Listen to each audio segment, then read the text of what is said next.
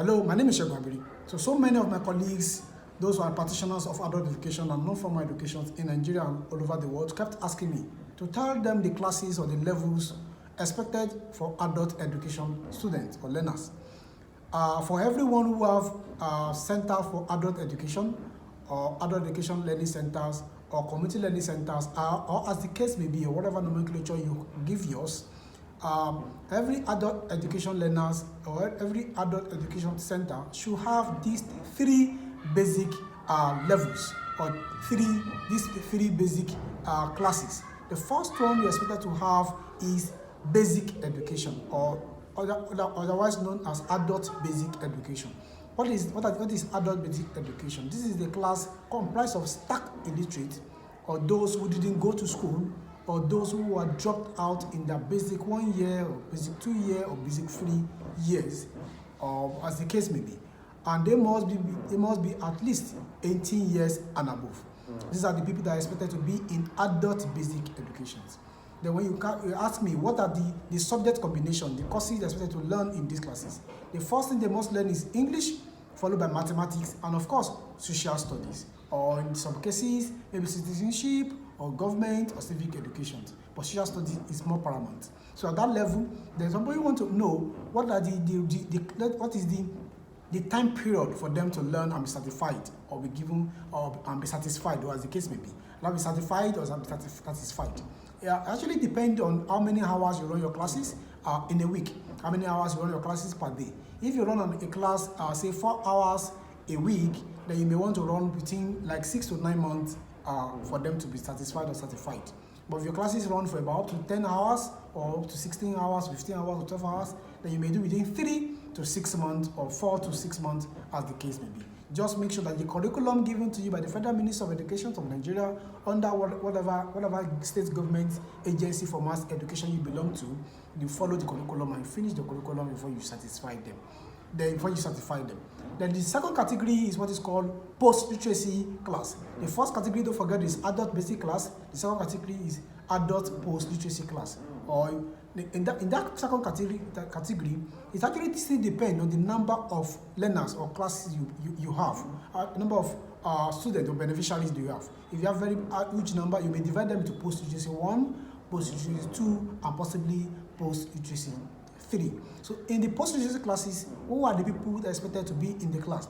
There are people who are dropped out between primary 4 or basic 4 to primary 6, and of course up to JSS 3. People who are dropped out between primary 4 or basic 4 up to JSS 3. Or those who still didn't go to school, but because they were able to mix up with a lot of foreigners, they work in foreign countries, they've traveled out, or they've worked with foreigners, they've served in foreign organizations and what have you. So they are able to speak, communicate effectively, but they can't write it down. They can't write all these communications down. Those are the people that belong to this category. So what is actually the time frame for them to learn and be certified or satisfied? The time frame you're thinking is just between, like say, 9 months to 24 months. Still depending on how many hours you run your class per day or per week. So if you run your class for about 4 hours a week, then you may run the program for them for like a period of 9 months. If you run a program for them for as much as 15 hours or 20 hours a week, then they may be as huge or as high as say 24 months or even up to 36 months for the program. And of course, so this is the period for them. And the third category of adult basic class is the continuing education. Yes, you heard me. Continuing education. Sometimes you want to call this remedial education, as the case may be. Either continuing education or remedial education. Sometimes it is the post-literacy 2 or the post-literacy 3 that are regarded as continuing education learners. Who are these guys? These are the guys that have finished secondary school. Some of them even have ordinary national diploma. Some of them have national certificate of education. Some of them have higher diploma certificate, higher diploma HND, higher national diploma, or some of them even claim to be graduates. You know what I mean by claim to be graduates. Some of them have certificate they can actually defend. Some of them have result they can actually defend. So these guys wanted to remedy what they have mixed.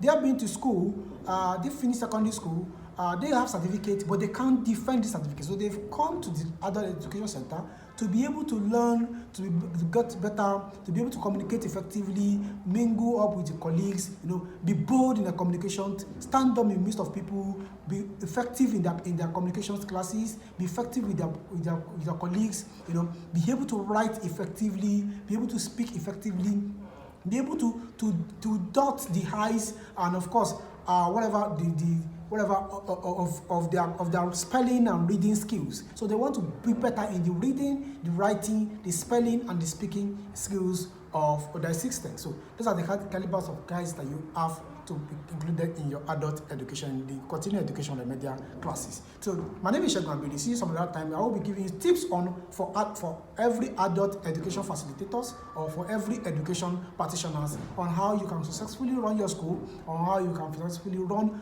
an adult or continuing education program. See you some other time. Bye bye.